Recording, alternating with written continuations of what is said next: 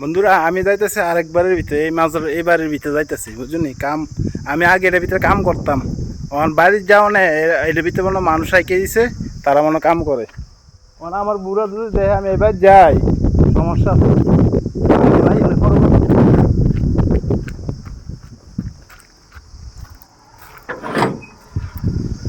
দেখছো কত বড় মাছরা।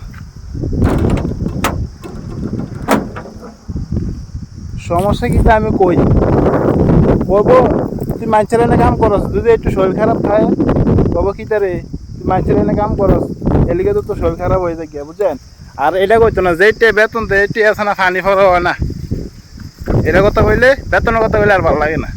আর বাইরে কাম করতে গেলে বাইরে কাম করস তাবান হয়ে যাবে এসে বকর চকর বুঝছেন। এই উপন্যার খাচ্ছ দেন এটা কত বড় মাছ, আরে বাপরে খাজুর গাছ। আর রোদ্র পরে কিতা ভাই